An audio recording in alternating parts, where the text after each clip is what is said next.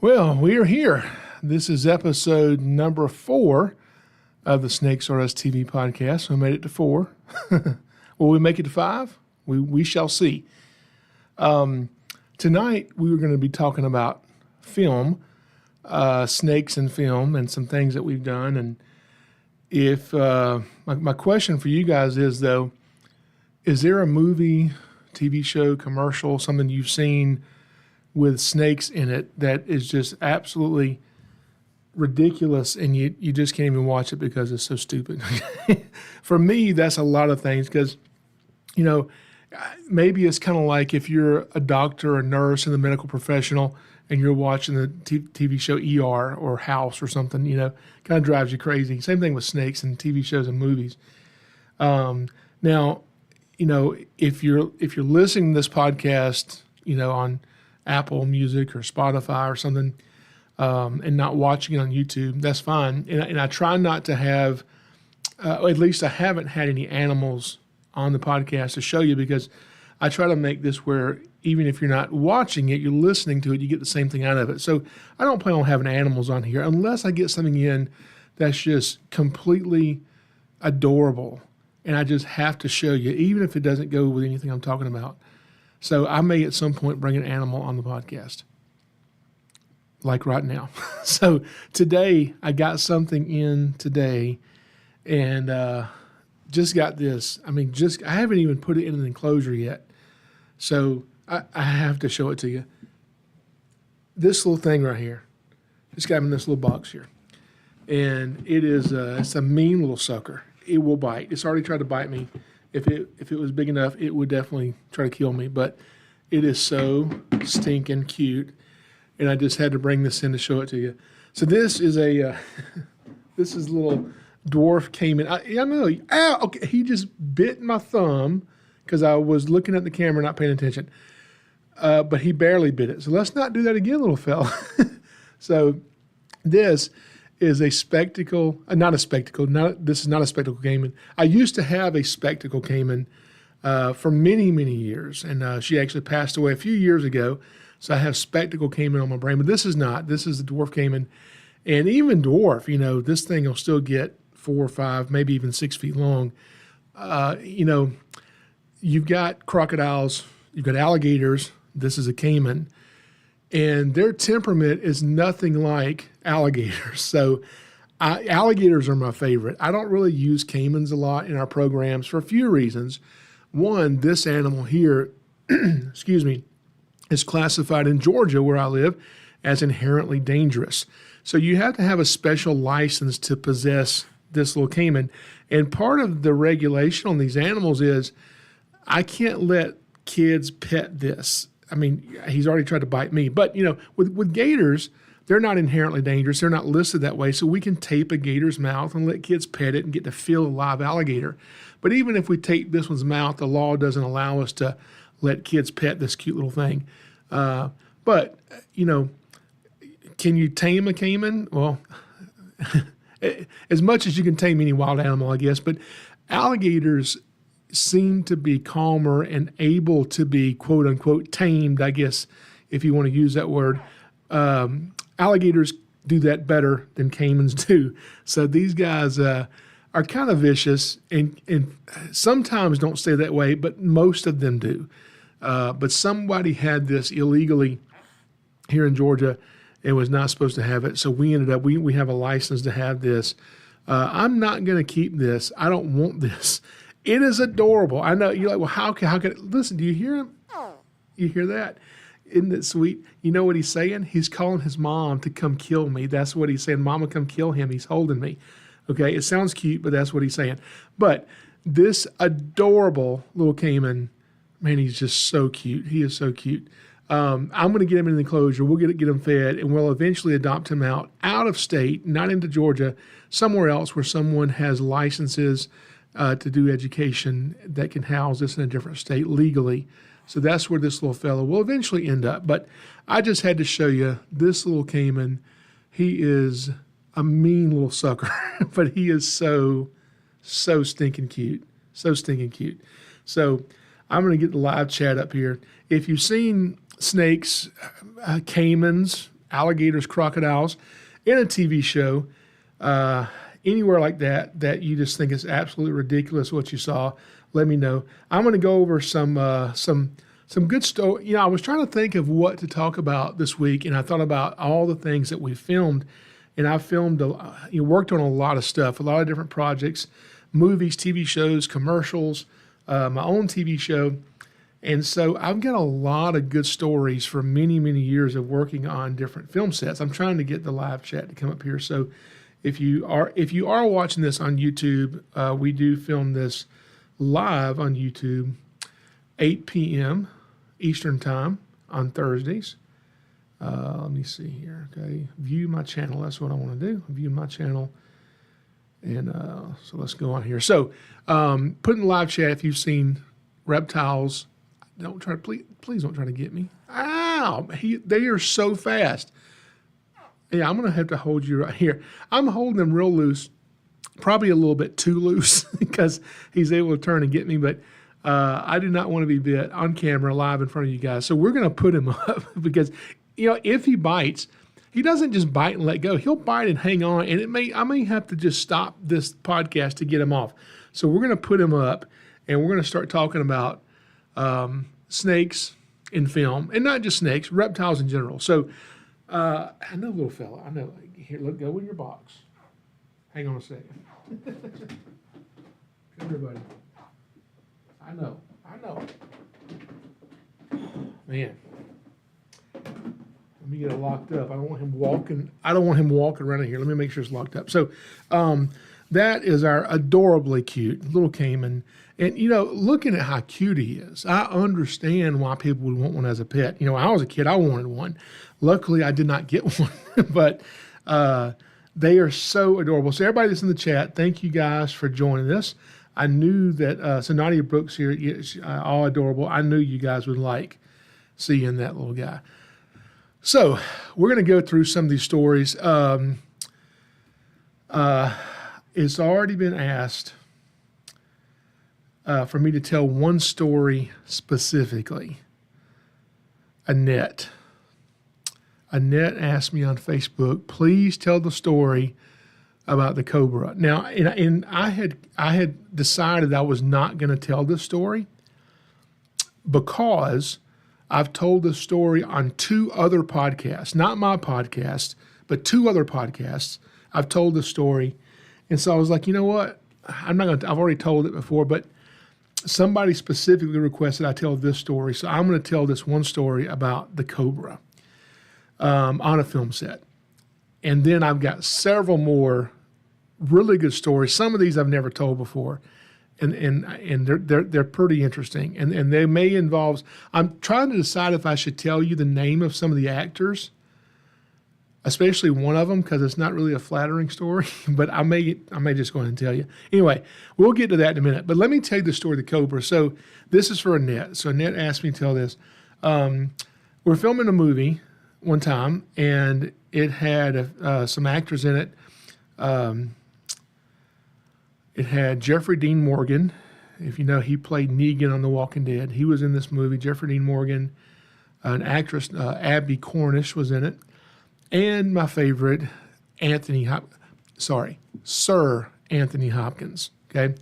So I was on set, and I had just finished doing an educational program. Came and left stuff all over my hands. I just finished doing an educational program. And so I just stopped by set for a few minutes, and somebody says, hey, why don't you bring the little gator out to show people on set?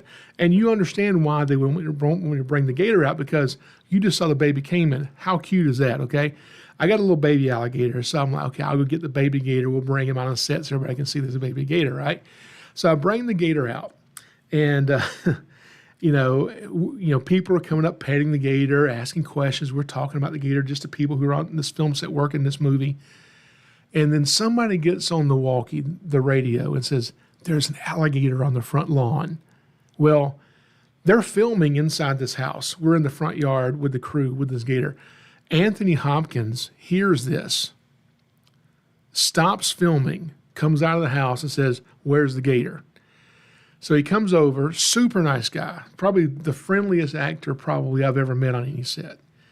And he comes over and he's asking, why do you have an alligator?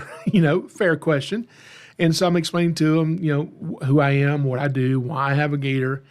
And I just did an educational program with a bunch of reptiles. He said, you got more reptiles? I said, yeah, there's more in my truck. He said, what do you have? So I started naming, different animals I've got in my truck. And I mentioned I had a cobra. And he said, you have a cobra in your truck right now? I said, yes, sir. He said, can I see it? I said, well, Mr. Hopkins, I don't think they want me bringing out a live cobra. There's a couple hundred people here on set. He said, don't worry. I said, it's okay. I said, all right, you're Sir Anthony Hopkins. I'll be right back. So I go and get the cobra. Filming is shut down on this motion picture, and they've moved everybody back because they want me to pull this cobra out on the front lawn of someone's house they've rented to film a movie at. So this particular cobra was a monocle cobra. It was, 4 foot, maybe 5 foot long, but it was also leucistic, which means it's pure white, no pattern, just a beautiful white 4 or 5 foot, 4 foot cobra. So I have a snake hook, and when I'm handling this cobra, the method I use to handle it is called tailing, which means I take the hook and I put it under the front part of the snake, and I'm holding the cobra's tail in my hand. So the cobra's head is, 3 or 4, 5 feet away from me because I've got him on a hook, and I've got the tail over here. So Anthony Hopkins is closer to me. Everybody else is way back, but he's standing right here with me. And he's got his hands in his pockets, and he's just leaning back and just looking at this snake and admiring it. And there's actually photos of this on my Facebook page. If you go to Southeastern Reptile Rescue, you can find them on there.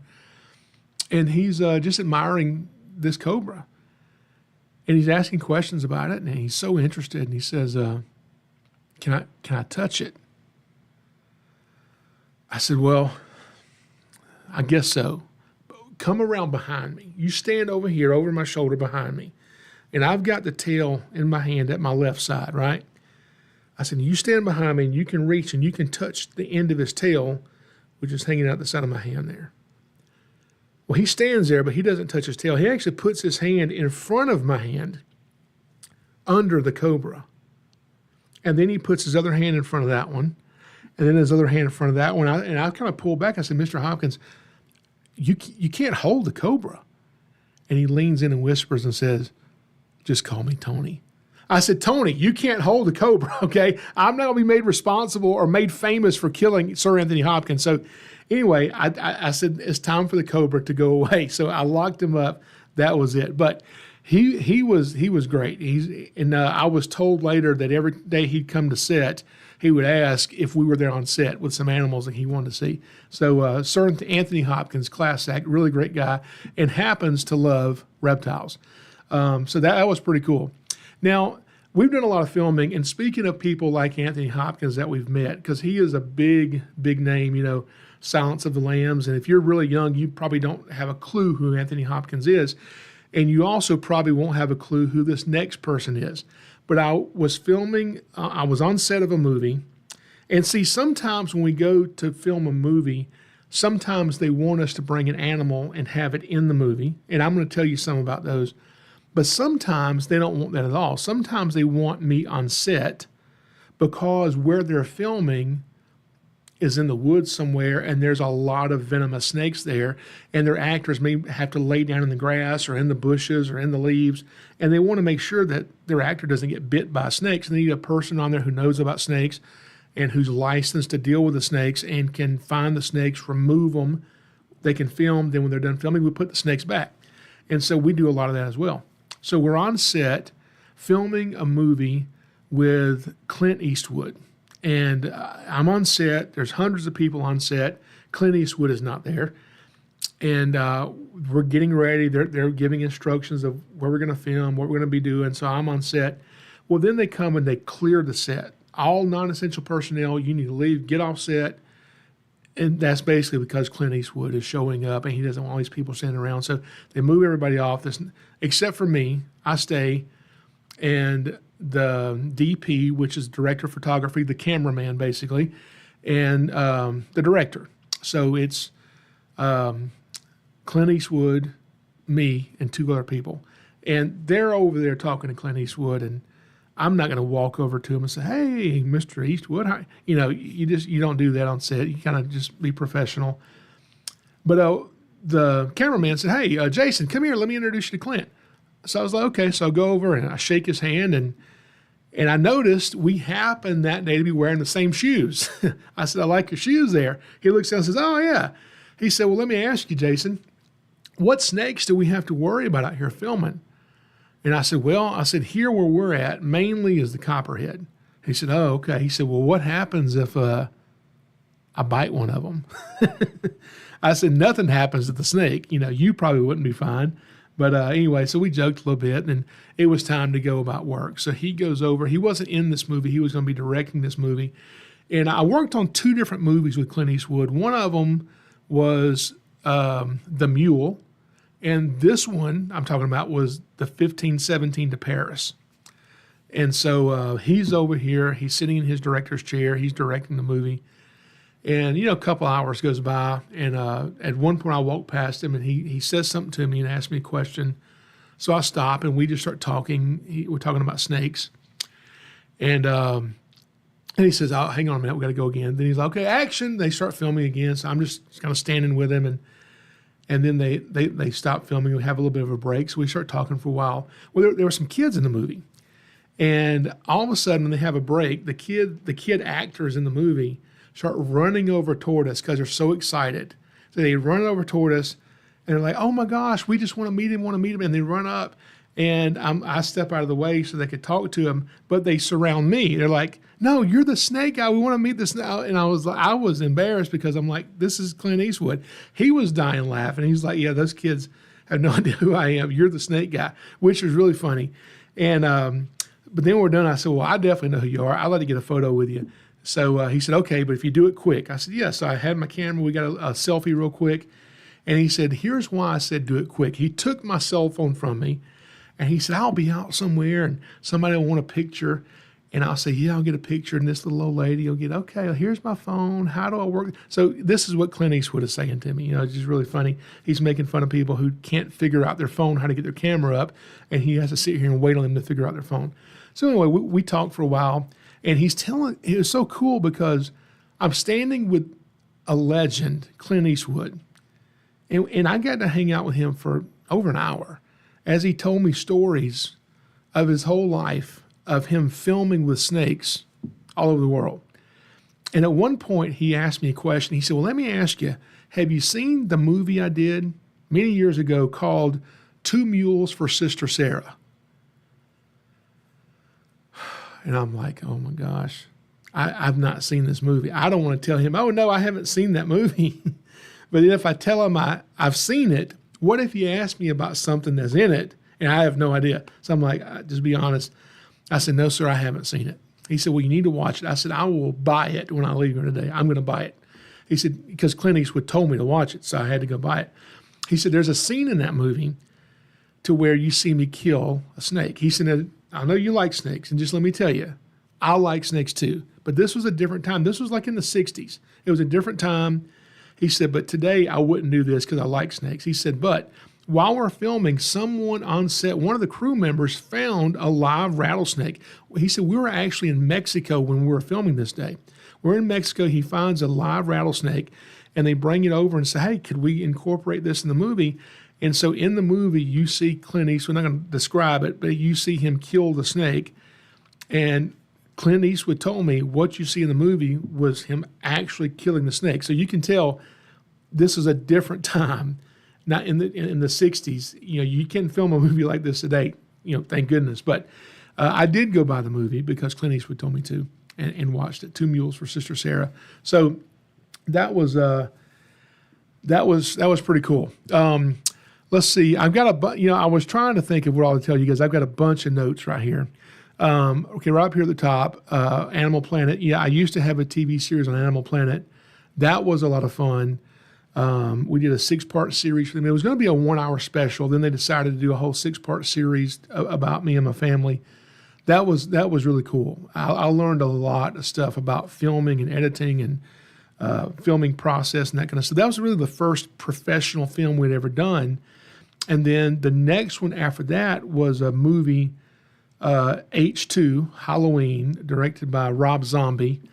And actually my youngest daughter, Lily, you can see her in the background of that movie. And some of our animals were in that.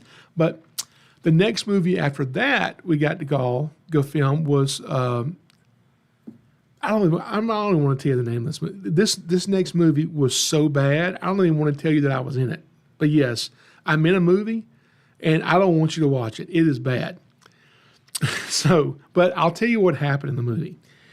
I show up on set with a snake that an actor is going to be holding in this movie, okay? And so I meet with the actor, and I don't know who he was. I don't know who this actor was. I have no idea.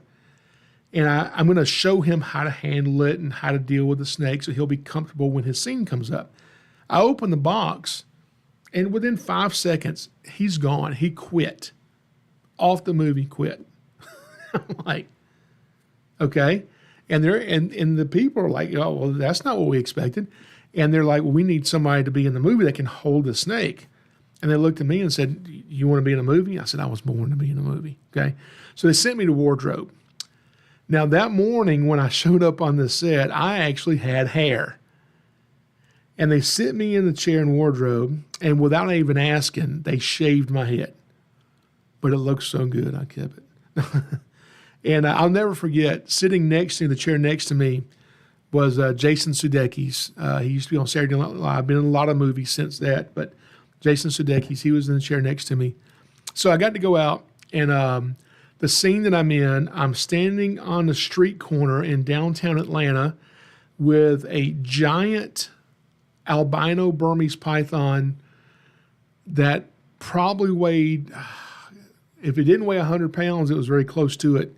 It was a really very large Burmese python. And I'm standing on the street corner, like in the entrance to a nightclub as people are lined up coming in the nightclub. Well, then later it switched to the scene of inside the nightclub, people are dancing, and you see me dancing. My head is shaved. They've given me a fake nose ring to wear, okay? I've got this fake nose ring in. And the scene I'm in is with Owen Wilson, okay? Owen Wilson does a lot of comedy movies. And in the scene, he wants to hold the snake. So I put the snake on his shoulders. And what they wanted was the snake to kind of flick his tongue at Owen Wilson's face. So I told him, I said, listen, if you'll hold the head like this and let the head look at you, and then you'll blow on its face a little bit, it'll make the snake flick his tongue. So in the movie, you actually see Owen Wilson blowing on the snake, and the snake's flicking his tongue. You know, everybody's laughing and dancing.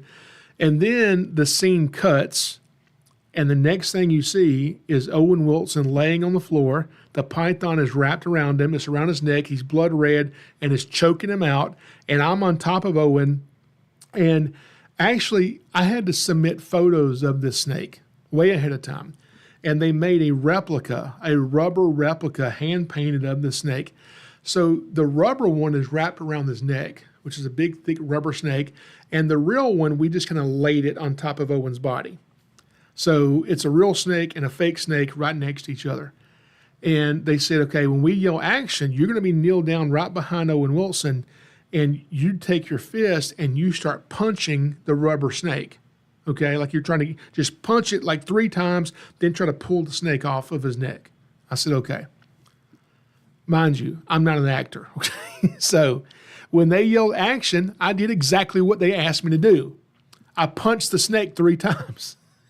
And then they quickly yell cut, and Owen looks at me and goes, you can fake the punches. I said, they didn't tell me that. They told me to punch a snake. I wanted it to be realistic. So they found out I'm not an actor, but that was the scene. The scene that was in there was actually pretty funny. The best part of the movie, the rest of the movie, it is not worth watching. I'm not going to tell you the name of the movie. If you know, that's fine. I'm not going to tell you what it is because it was not a good movie. Let's see what else we got. So, okay, here's another one that we did. So this was, I want to say this was a movie, and I think it was called Sand Mountain or something about Sand Mountain. And this, I'm told it's a true story. Go look it up. In North Alabama. If you live in the area, you probably know the story better than I do. I'm sure we can get parts of the story wrong, but you can look this up. From what I understand, there was a snake handling preacher, and he wanted to kill his wife. And so he took his wife's arm and forced her hand into the enclosure of one of his rattlesnakes he uses in his church service. And the rattlesnake bites her. So then he leaves her for dead, gets in his car, drives around drinking for a couple hours, comes back hoping to find her dead. He comes back, well, she's gone, and she survived the bite.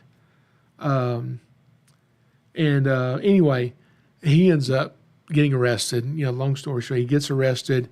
He ends up escaping prison. They caught him a very short time later. Anyway, they're making a movie about this whole story. And so my job is to bring the rattlesnakes, and they have a fake hand, like a rubber hand, and it's so real. It has like fingernails on it. They've inserted individual hairs on this hand to make it look so real. And I've got to hold the hand. It's on a stick. I've got to hold the hand, and I have to move the hand down in front of a live rattlesnake and get it to strike. Okay. Now, if you know anything about rattlesnakes, copperheads, cottonmouths, these are pit vipers. They've got holes in the front of their face on each side that detects temperature. So it helps them aim when they're trying to strike. It helps them detect prey, even if it's too dark for them to see. So I know that this fake hand is the temperature of the air outside. The snake can see it with its eyes, but with the pits, it's basically invisible to it. It's not going to strike at this hand. So my idea was to use a heat gun to warm it up. But this hand, what it's made out of, can very easily melt. So we had to be very careful not to warm it up too much and just have a melted hand reaching in there, but warm it up enough so it has a heat signature. So when I move it in front of the rattlesnake, he'll strike at it. So they have a camera set up in this snake cage, and I have brought 8 rattlesnakes. Now, you're thinking, why would you bring 8 rattlesnakes? Because all the snake has to do is strike at it, right? Yeah, but people think snakes are sitting around hoping and praying to get a chance to bite somebody. And that's not the case. Snakes are not sitting around hoping to get to bite anything except for their food. And then if they're made to defend themselves, they will. So I've got, and the snakes they specifically wanted were eastern diamondback rattlesnakes. So I've got 8 eastern diamondback rattlesnakes. Thank God. Okay. And I'm on the set. I think I was on set that day for around 18 hours. 18-hour day I'm on set for this. So when it finally comes my turn, I get the hand, we got it heated up, I put it down in front of the snake, it'll rattle, will not strike. We film it over and over and over again. Then we film it some more, and we film it some more. We film it again and again, and it will not strike. So finally, okay, let's change snakes. We've got 7 more. The second snake will not strike. We film it over and over and over again. Change snakes again. The third snake won't strike. The fourth snake will not strike at this rubber hand that's heated up. It'll rattle at it. It'll get in a strike position. It'll back away from it, but it will not bite this stupid hand.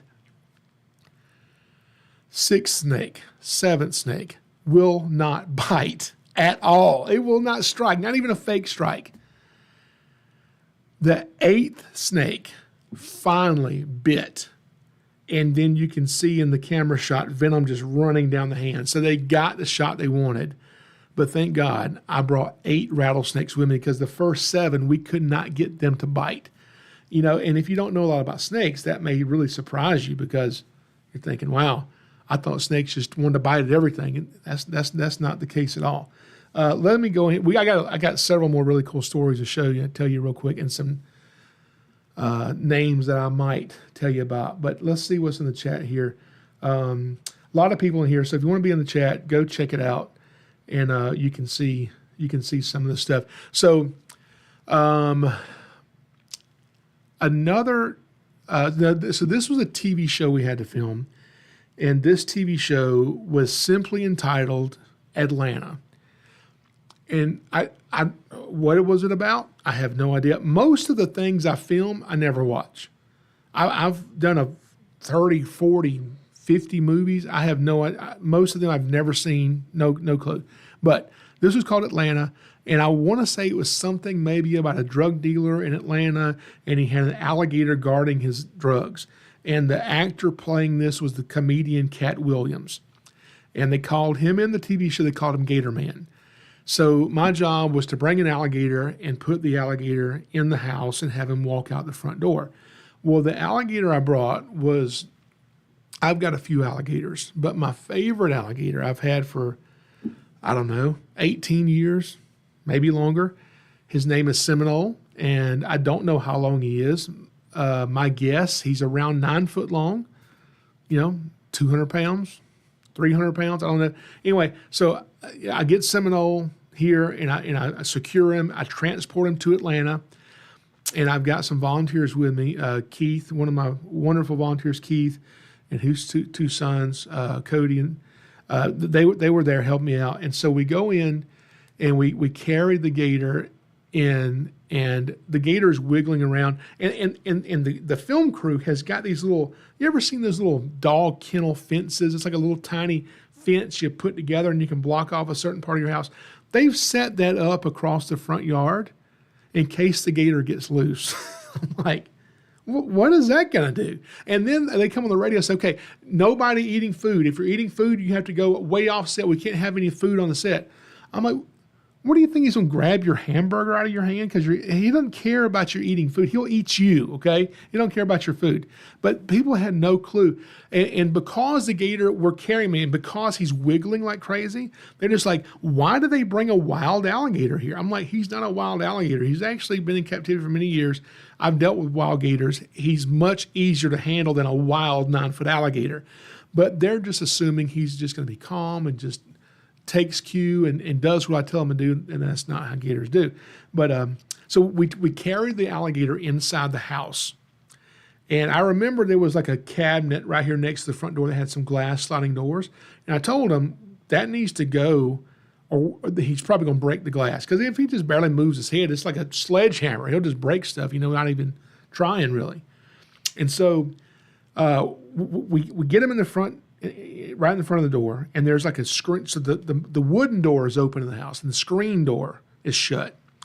So the gator is supposed to stand up in the house and walk toward the screen door, and there's a string tied to the screen door as somebody off camera pulls a string and makes the door open. Looks like the gator is pushing it open with his nose is what it's going to look like.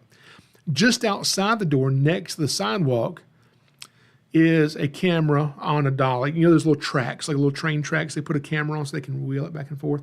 So there's a guy sitting on his little stool with his camera, and there's a man behind him who takes him and moves him on the track so he can get the scene. And so Seminole, when I want him to go out the front door, they yell action. He gets up, he walks right out the front door, door opens. As he comes out, the cameraman's getting the shot, and Seminole lets out a growl, a harmless growl. Yes, it does kind of sound scary. And the cameraman got terrified, falls off the little stool, falls backwards. Anyway, did not get the shot, even though Seminole did what he was supposed to do. So we had to reset. We had to get the gator, get him back in the house, get him lined up again, and tell him sometimes gators growl, roll with it, get the shot. And you're thinking, well, how did you get Seminole to stand up and walk out the door? It's actually pretty easy. So I get the gator's tail lined up so his spine is in a straight line. And then as he's facing forward, because if I grab his tail, he'll kind of look around behind him like, hey, why are you grabbing my tail? So you can't do that. So I get him straight, and I very gently, like barely touching him, get the tip of his tail, and just so gentle, just barely touching him, and let his tail, the end of it, lay in my hands. And I just very gently, very slowly slide my hands up his tail. And then very slowly, I start lifting his tail up, like pointing the end of his tail up, going toward his head, like bending his tail over his head. Well, he wants his tail to be straight, not bent up over his head. So what does he do to straighten his tail out? He stands up and walks forward. And that's what he did. And he walked forward, and he went out, and he got the shot, and did perfect, and we loaded him up and took him home. So that's actually, if you want to see that, the TV show is called Atlanta. It's actually in season 2 of that show. which was pretty cool. So a lot of you guys in the chat, thank you guys for all joining us. So Lisa Easter is in the chat. She says, North Alabama here, true story, saw the movie. So Lisa, what's the name of the movie? Is it Sand Mountain? Is that the name of it? Because I don't even know the name of it. And it seems like it was going to be on HBO or something. Speaking of HBO, I did another movie for HBO called First Wives. And it was a movie about presidents' wives through history. And this part of the movie, they called me and said, listen, Gerald Ford's son in real life had a pet alligator. And so we need an alligator that's not too big, not too small, that can be in this movie. And said, can you send us some photos of your gators? So I get all my gators, and I'm taking all these different photos of them, and I'm sending all the photos in. And every photo I send, they're like, no, we don't like that one. That one's too small. No, that one's too big. That one's too dark, or that one's too something. They didn't like any of them. So they're like, you don't have any more gators? I'm like, well, I do have this one, but he's a jerk. I don't want to use him. He's not friendly. So I send the photo of that gator, and they loved it. They're like, that's the one we want. That's exactly what we're envisioning. And I'm like, okay. They're like, okay, now here's the next thing. We need the gator to sit on the sidewalk, like the ledge next to a swimming pool. And then when the actress says her line, we need him on cue to hop into the pool. Can you gator do that? I said, yeah, that's what we train them to do. Yeah. Yeah. So I get to sit, and Gerald Ford's wife, the actress playing Gerald Ford's wife, comes out there, and it ended up being, what is her name? Nicole Kidman, I think, played Catwoman. Is that who played Catwoman? Nicole Kidman. Anyway, so I'm like, you know what? I'm about to be the best alligator handler she's ever seen. So I'm standing right there next to her. I know, is it Nicole Kidman? It's not Nicole Kidman. Michelle Pfeiffer. That's who it was. It was Michelle. I get them mixed up. It was Michelle Pfeiffer. I'm pretty sure. Anyway, so Michelle Pfeiffer, and I'm going to be the best gator handler she's ever seen. And so as I'm standing there getting ready to film, and this gator, he's probably maybe 3 foot long, okay? And I'm holding the gator. He's under my arm. His head's sticking out here. And I'm getting ready to talk to the actress and explain how this is going to work. All of a sudden, the gator latches down on my thumb, my left thumb. And not like this, but back here in the hinge where there's the real pressure, okay? He like grabs my thumb and just starts shaking his head. So I like grab his head so he doesn't rip my thumb off. And I'm like, oh God, this is just great. So we're able to get his mouth pried off my thumb. And but now there's blood running down. So I'm like, I don't want her to freak out. So I just put my hand in my pocket. I'm like, oh, you're ready now? Okay, we're ready. Here we go. And so we shot the scene over and over again. We had to put a little tiny harness made of fishing line, monofilament line on the gator that you couldn't see, and kind of hold the gator back from the edge of the pool and keep a little bit of pressure on him where he couldn't jump in the pool because he wants to go in the water. And then as soon as she says her line, we release the line. He feels the tension give way, and he jumps right in the water, does it on cue every single time, but you can't see the line, and it looked perfect. So even though I had blood running all down my hand. So that was a movie called First Wives. I think it aired on HBO, I believe. Now, let's see what else we got. Oh, there are several more of them on here. I'm trying to keep you guys too long, but and there's a good one coming up that I want to tell you. I'm trying to decide if I want to tell you about this one story because I kind of have to tell you who's in it and who did it. But anyway, another show that I did with alligators, speaking of alligators, was a TV show with Bear Grylls. He does like survival stuff. And so he had a TV show called Surviving Bear Grylls. And for that show, I wasn't going to be using a gator. They actually had me bring a bunch of snakes. And then once we got there, the director actually remembered me from a different film and said, "You actually have a bunch of different stuff, right?" I said, "Yeah." So they ended up using me for about 4 or 5 days in a row with tortoises and snakes and an alligator and lizards and just a whole bunch of stuff. So that was I got to meet Bear Grylls. He was a nice guy. Surviving Bear Grylls, that was fun. But when we meet with these directors, and sometimes they'll call and say, "Hey, we want to film this, we want to film that. Do you have this animal or that animal?" And I'm like, "Yeah, we can work that out." But one guy, the one director, he called me. He was like, "Look, we're filming this scene, and here's what we need. We need 3 snakes to be on a path right next to a lake. And our actor is going to walk down the path, and we need these 3 snakes to stay on the path, not go down in the water, stay on the path and follow our actor down the path."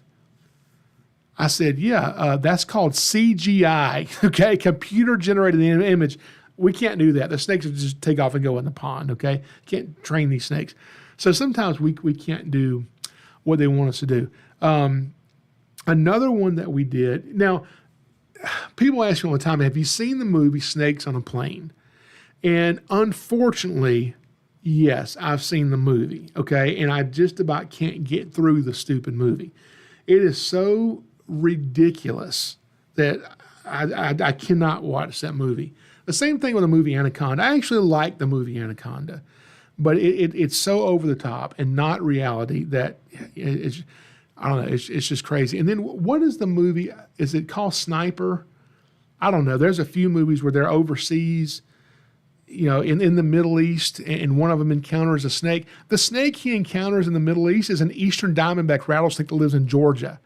And I'm watching that, and as soon as I got to that scene, it ruined I couldn't even watch the rest of the movie. I said, "This has completely ruined this movie." They should have called me. I had snakes at the time that lived in the Middle East we could have used in the scene. Anyway, some of that stuff just drives me crazy. But speaking of snakes that are in movie scenes that should not be in that particular area, we were filming a TV series. I think it was called The Outsider or The Outsiders or something. And it was a Stephen King thing. And I think it was for HBO, I think. But I had to go meet with some of the filmmakers on set before we filmed any of it, just so we can kind of talk about things to see if their idea was going to work. So we're in the woods. There's a big granite rock outcrop. These big granite boulders are all around. And they said, basically, we're going to have a man laying on his belly here with a rifle. He's going to be shooting that way through the woods. And we need an eastern diamondback rattlesnake to be down here at the bottom of this big boulder and climb up this rock and go right toward his leg. Can you do that? I said, "Yeah, that's no problem." However, when this comes out, I will never watch it. And they're like, "Oh, why?" I said, "Because I can't watch things that are just ridiculous and you see a snake that shouldn't live in that habitat. Because you would never see an eastern diamondback rattlesnake in this habitat." They said, "Really?" I said, "No." They said, "Well, what would you see here?" I said, "This is prime habitat for the timber rattlesnake, not the eastern diamondback." I said, "Now, if you decided," not that you care if I watch it, "but if you decided to use timber rattlesnakes instead, that would make sense. I would watch it." They said, "Can you send us a photo of a timber?" I said, "I've got it right here." Showed them a photo. They said, "Oh, yeah, that'll work just fine. Let's use timber rattlesnakes." I said, "Okay, great." So the time comes, and they're getting really nervous about this whole thing. And then they're like, "You know what? You can't just do this by yourself. You need to have a whole team of snake wranglers here. And we need to have these snake wranglers stationed all around this huge boulder, 40 or 50 feet out, just in case the snake gets loose, someone can grab this thing."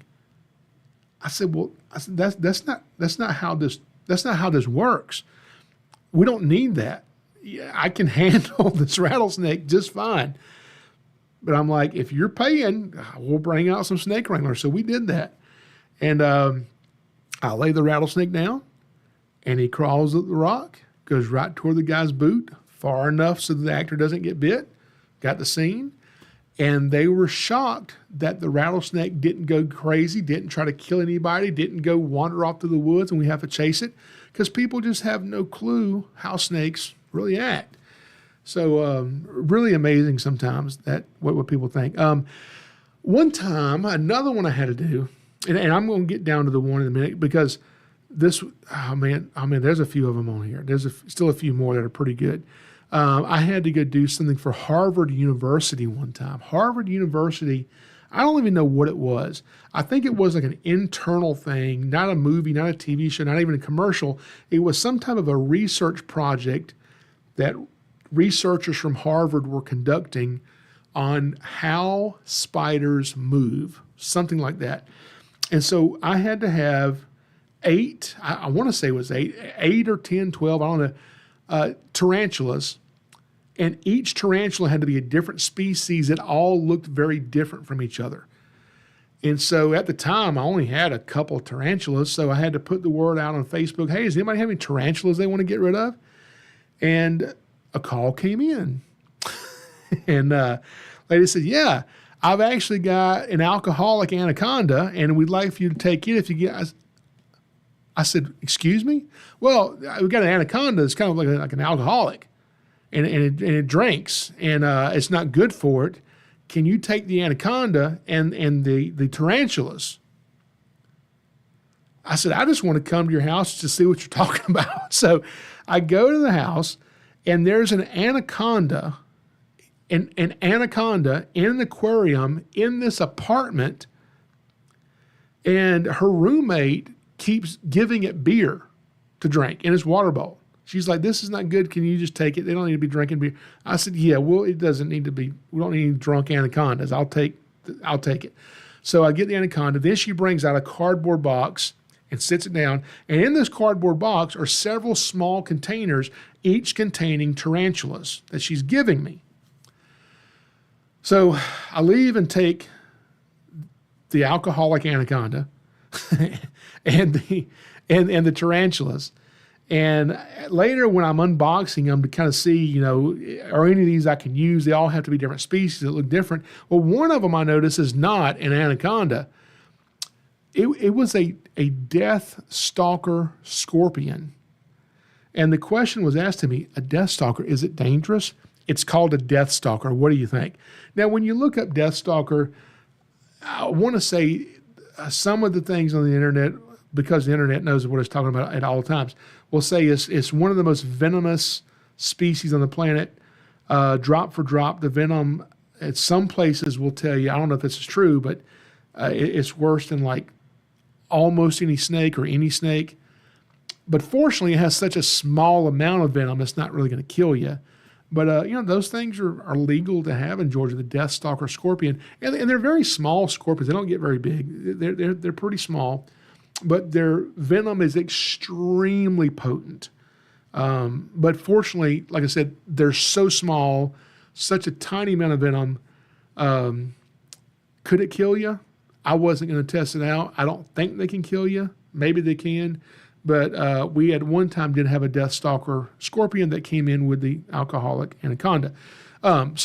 Anyway, so we had all these tarantulas to use, back to the story, my little tangent, to use for Harvard University. And what the spiders had to do is they had to walk down a straight line directly toward the camera for a certain number of seconds without stopping in a straight line.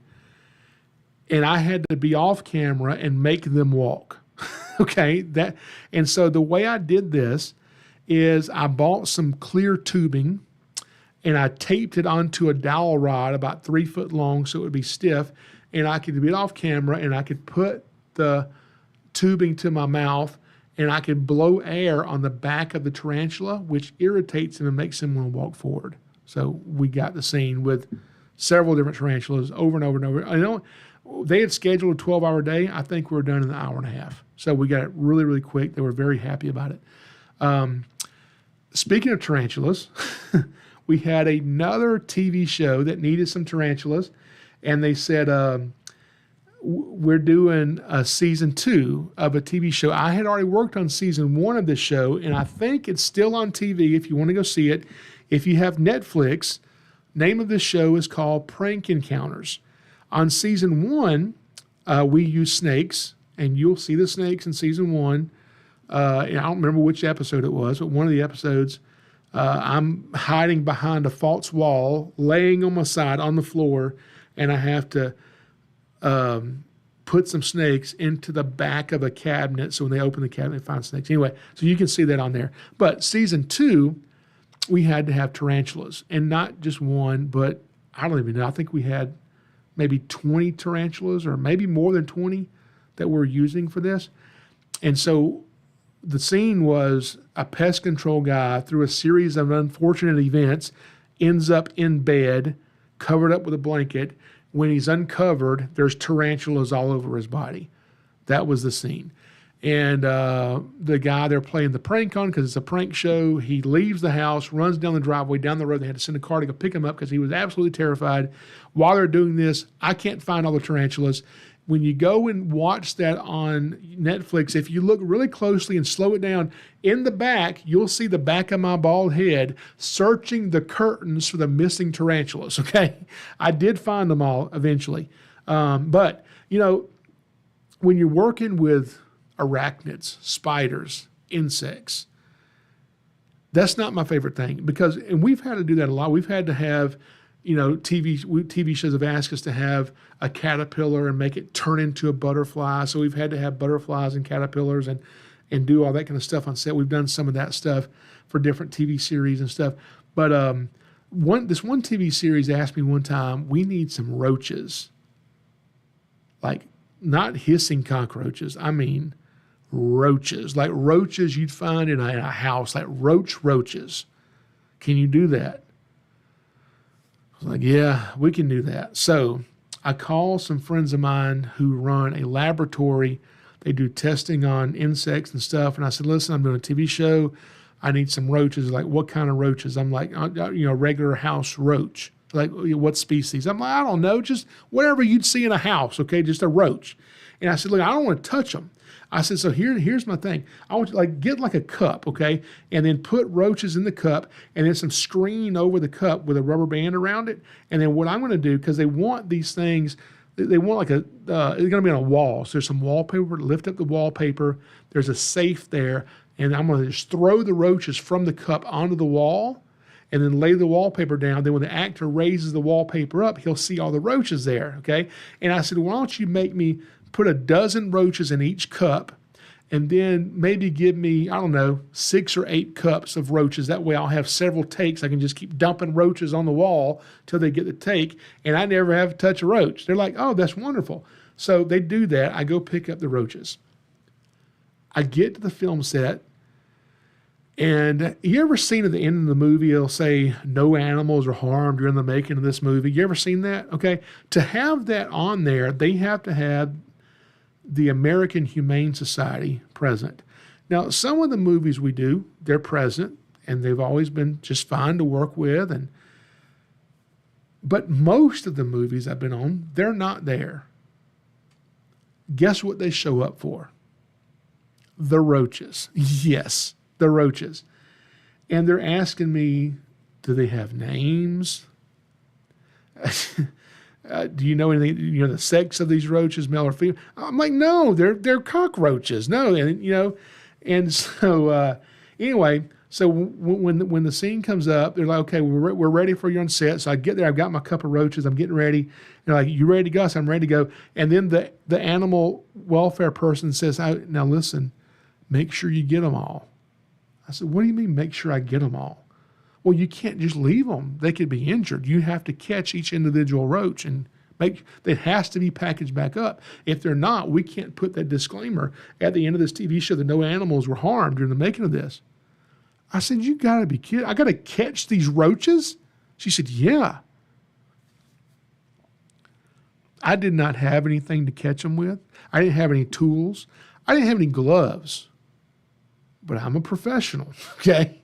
And I've got to pretend to be professional. And so I'm like, okay, I'm just gonna do it. I'm just gonna do it. So we dump the roaches, and now they've scattered. They've done with the scene. Now I've got to catch 12 big, huge cockroaches barehanded. I've never touched a roach in my life. I'm not about to want to pick one of these stupid things up, but I did. So I reached down to pick up this roach, and you know, I'm learning on the fly here, and there's a whole film crew. All the actors are watching me do this, okay? I'm the professional animal wrangler here, and I have to pretend to at least be professional. And so I grab this roach, and I don't want him to get loose, because if he gets loose and runs up my arm, that's not going to be good in front of everybody. And I don't want to hold him too tight, because then if I squish him, well, then I'm just going to throw up. And so I'm like, how tight or how loose do you hold a cockroach? So I'm getting them all. I'm getting them in the cup. I'm like, oh, this is the worst thing in the entire world. And we end up filming the scene. I don't even know how many times. Way more times than it needed to be filmed. And I had to catch stupid roaches each time. But here's the worst part of it. That was not the worst part. Here's the worst part of it. I could not wait to get to the bathroom and scrub my hands.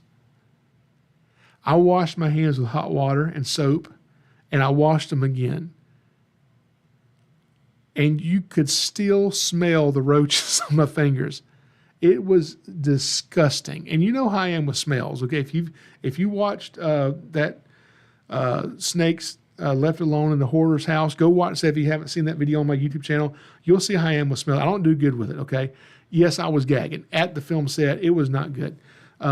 But speaking of roaches and creepy crawlies, there's one worse than that. This one was so bad, I refused to go on set to do it. I had people, Keith, who worked for me, I had him go do it. I said, you're going to go do it? I'm not even going on set.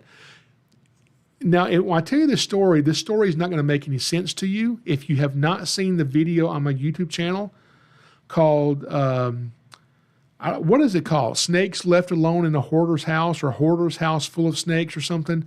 Put it up just a few weeks ago. Go watch that video, then this story will make more sense to you, okay? No, that's not even the video I'm talking about. The one you need to understand is the podcast we did, which was on fears, on my fears. Go listen to the podcast about fears, and in that I tell you what I am afraid of, okay? If you haven't heard that podcast episode, I do not like caskets. I do not like funeral homes. I don't like graveyards. I don't like to ride on the interstate if there's a hearse near me, a hearse, or whatever those cars that carry caskets. I don't even ride near it. I can't stand it, okay? Haunted houses, I don't do that. So they called and said, we need snakes and mealworms to go into a casket. And we need enough mealworms to fill a casket about 2 to 3 inches deep of mealworms. How do you figure that out? How do you figure, I'm sure some of you mathematicians can do it. How do you figure out how many mealworms it takes? So the mealworm is what, about 1 inch long? Big around, not even as big around as a pencil? How many of those big mealworms does it take to fill up a casket 2 or 3 inches deep? How long is the casket? I don't know. I'm not going to go measure one. How wide is it? I have no clue. I don't want to know anything about a casket, okay? I'm not about to go work with a casket or do anything near a casket. And so I'm like, I don't know. How many mealworms should I get for this? Because I have to order them. And then they said, oh, by the way, we're filming in 3 days. You've got 3 days to come up with how many mealworms you have to have. And then you have to have all those mealworms here ready to film. And then we need all these snakes to be in the casket with the mealworms. And so I'm like, you know what? Here's what we're going to do. 1,000 mealworms? Is that enough? I don't know. 10,000 mealworms? Is 10,000, if I get 10,000 mealworms, is that enough mealworms to fill a casket 2 or 3 inches deep? I don't know. 50,000, I don't know. So I order 100,000 mealworms. It was a lot of money. 100,000 mealworms overnighted to me. And then I'm like, they're like, can you send us photos of snakes? I'm like, here's what I'm going to do. I'm going to pick out snakes that I have up for adoption, okay? And these snakes, I told Keith, I said, Keith, when you take these snakes, these mealworms are not to come back here. The snakes are not to come back here. You adopt the snakes out, they have to go somewhere. They're not coming back here because they've been crawling around in the casket. One of the snakes they couldn't find when they were done filming and had to go back, it had gotten in the lining of the casket. You think I'm going to ever hold that snake? Heck no. So they did the filming for me. All I did was make the call and set it up. I never even watched the episode. Never even watched it. I was like, I don't even want to know what it is. What TV show was that? I don't even, it was a spinoff of, it was either the TV show, remember Vampire Diaries? It wasn't that one. Vampire Diaries had a spinoff of it called The Originals, which I worked on the Vampire Diaries and The Originals. The Originals had a spinoff of that called Legacies, which I worked on that one too. It was one of those three. I don't know. I think it was one of those three TV shows. But I was like, I'm not doing this. So another one that we did, and I think I'm going to tell you this guy's name in a minute. And we're getting over time here. I'm going to cut this off in a second. But a couple more cool stories I want to tell you. Another one that I had to go film was we had to use an eastern diamondback rattlesnake. And don't ask me what TV show this was. I have no idea. I can't remember. But I do remember there were two actors that I recognized. One of them was an actress who was, if you remember the TV show, if you've not seen this TV show, go watch it. The best TV show thriller ever made, 24, with Kiefer Sutherland. Awesome TV show. And there was an actress that played in season 1 with Kiefer Sutherland. Her name was Sarah Clark. And she was on set there. That actress was on set. And with that actress was an actor who played in The Walking Dead. I don't know his name. He was the governor in The Walking Dead, the ones that get stabbed in the eye with a sword or something. And so he was on that. And so anyway, so we're walking down the street, and I noticed the governor's up ahead of me, and he stops at my truck and starts taking photos of my truck. If you've never seen my truck, you may not understand why he's taking pictures of it. If you've seen my truck, you're like, yeah, I see why people take pictures of that, okay? But and I just said, hey, sir, you can't be taking photos of that. He's like, excuse me? I said, you want me to stab you in the eye with a sword? Anyway, he laughed. He was a nice guy. I've worked with a few people from The Walking Dead. One, I did work with, I don't know his name, the actor that plays Carl. We had to do a movie, a feature film with him. I mean, if I was more prepared, I would tell you the name of these things. It was a movie, I don't know what it was about. We filmed in Alabama. Basically, the actor who played Carl in The Walking Dead, he is on a train track, walking on a train track, and I have to have a rattlesnake on the track crawling in his direction. So I met with him and the actor that's walking with him before the scene, and I just said, look, I said, guys, I ain't never done this before, but one time, and that time didn't go good. The actor did get bit, okay? So I hope, and they're like, eyes are this big around. They're like, what? I said, no, I'm just kidding. I've done this a lot of times. We're going to keep you safe. So I gave them the safety spiel of how we're going to do this, how I'm going to keep them safe with this rattlesnake coming toward them. We did the scene really easy to do. Another actress I got to work with from The Walking Dead was when I was working on the movie, The Avengers, Endgame, Infinity War, Black Panther. We filmed all those kind of the same place here in Georgia. And I was on set. I was holding my snake hook, and I don't know her name. She plays Michonne on The Walking Dead. She walked up to me and introduced herself and started saying, hey, what do you have that stick for? I'm like, this is to protect you from snakes. Really, really nice. Very, very nice lady. One TV show we had to do, they wanted to have a big, giant toad in this one scene. And they said, we actually need several animals, just creepy-looking animals that we can have in this laboratory. And so I send them a list of animals to choose from. One of the animals to choose from was a cane toad. If you don't know about cane toads, they're invasive to Florida. They're invasive to Australia. They're actually from somewhere in South America. It's called a cane toad. They get pretty big, and they secrete a toxin out of their parotid glands. So if this if this toad is hopping in your backyard in Central Florida, and your dog sees it and thinks it's a a live moving chew toy, and he puts his mouth on it, ingests a lot of that poison. Some estimates think it can kill a dog in as quick as 15 minutes. So, pretty dangerous toad as long as you don't lick it, okay? I can handle this toad. I can pick them up. You can see the poison coming out if you mess with them. So they're not bad for me to deal with, and have them just in an aquarium on set in the background. That's all it was going to be. A lot of the animals, I had a list of stuff they could choose from. One of the animals they chose was a gaboon viper, okay? A gaboon viper. Yeah, I have a gaboon viper. And so that was one of many animals they chose. So we have them there, set up in these enclosures, just in the background. Actors are not working with them. It's just a background scene. And some director comes in there. And, I've met a lot of film people, wonderful people to work with, very nice people. But every now and then you'll find some that you just don't want to work with again. This was one of them. And he comes in there. So that's a dangerous snake? I'm like, yeah, it's gaboon viper. It's a pretty dangerous snake, but it's in the enclosure, it's locked up, and no one's going to be near it, and we're standing right here with it. Well, we can't have any animal on set that could ever harm an individual. I'm like, okay, well, in that case, we'll take your toad. That's the main thing you want out of here, too. Well, what do you mean? So I explained to him about the poison just so he would have to get rid of it out of spite because I'm angry at him now. And so he's like, well, I guess that's what we have to do. He was not happy we had to get rid of the toad. I'm like, well, we shouldn't have had to get rid of the gaboon viper. No one's going to touch it. You want to keep everybody getting bit by it. But anyway, so sometimes you'll have people that are difficult to work with, like the one director who wanted a Burmese python thrown into a fire. Not really, okay?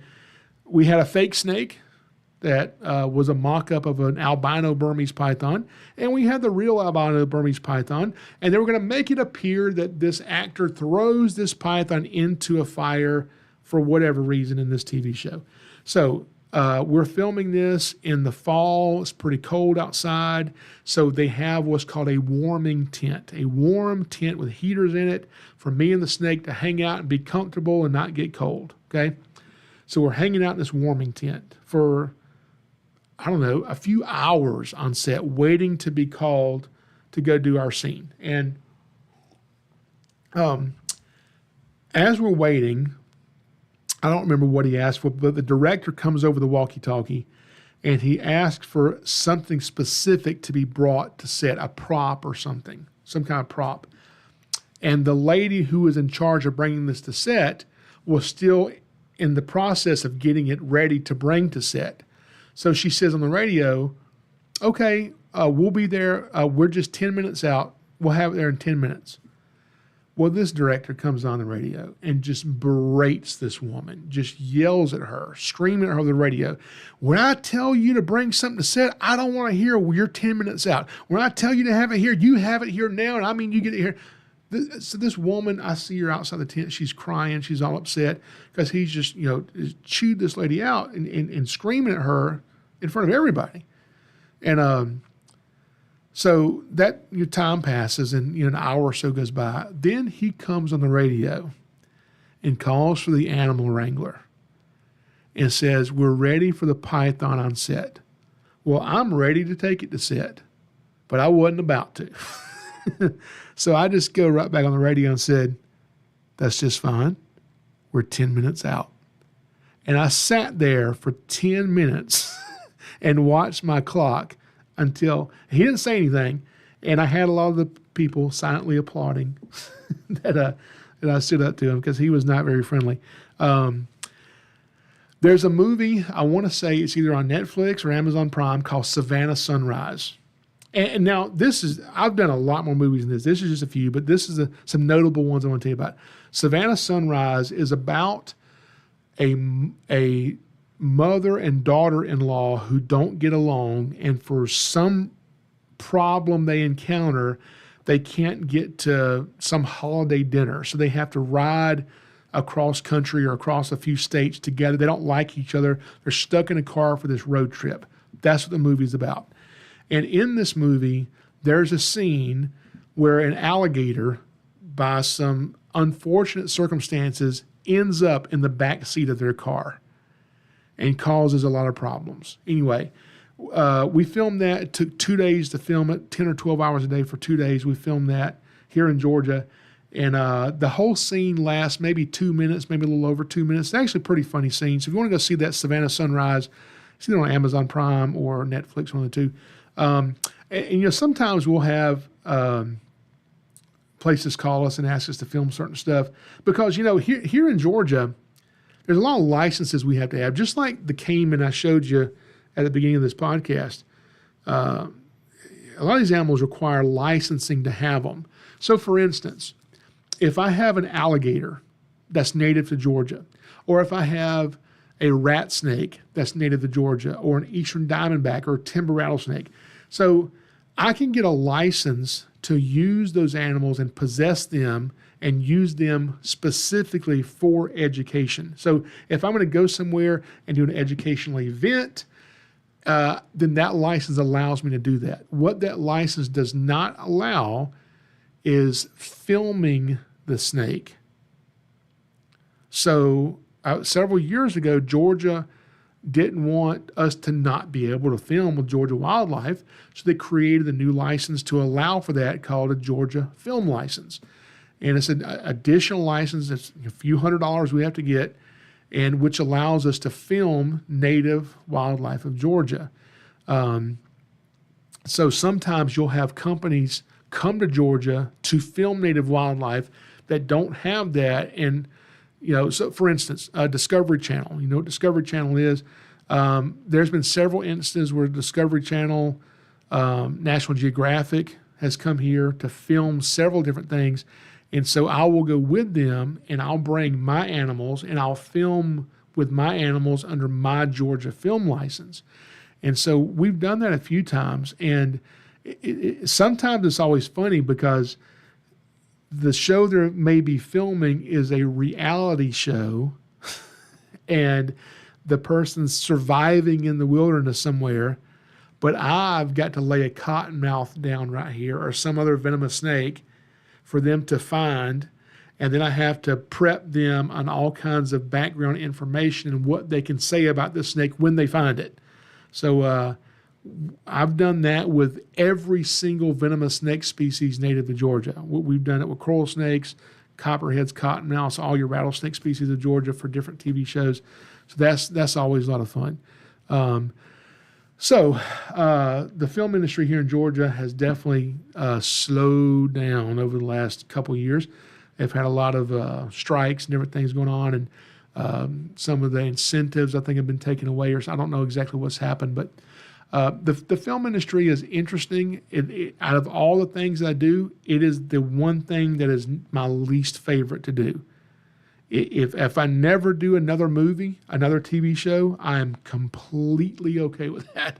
I'll do them some depending on what it is, but there's other things that I do with our organization that I think puts reptiles in a better light and is a lot more enjoyable for me to do. So that is not my favorite thing. So I hope you guys have enjoyed this podcast.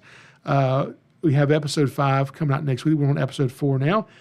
I do have some pretty cool videos that are almost finished editing, and I cannot wait for you to see. I'm hoping to have those in the next couple of days on our YouTube channel, SnakesAreUsTV, and so go check those out. Thank you, everybody that's in the chat that has joined us. There's a lot of people on here, and thank you, guys. I see Nature Nut, Anne-Marie Berg, all the way from Montana. And Chris Taylor, of course. Nadia Brooke is always in here with us. Lots of people. Thank you guys for all joining us. And we'll see you next time. Now, if you want to come see my live show, go to SnakesAreUs.com. Click on the calendar. Today, I was setting up at the Spalding County Fair. We have our big walkthrough reptile exhibit. We have our stage there. So I'll be doing live venomous snake shows every single day. That starts So today, when we're recording this, is September the 19th, 2024. And so that fair actually starts tomorrow, September 20th, 2024 and runs all the way through September 28th, 2024.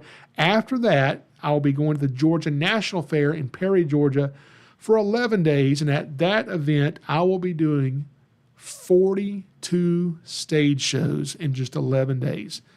My voice is going to be pretty horrible by that time. So go check it out. Come see me live somewhere. Thank you guys so much for joining me. And remember, Jesus loves you, and I do too. We'll see you guys next time. And of course, here we are again. I don't know how to turn this thing off. At some point, I'm going to figure it out. You guys have a wonderful evening. See you for episode 5.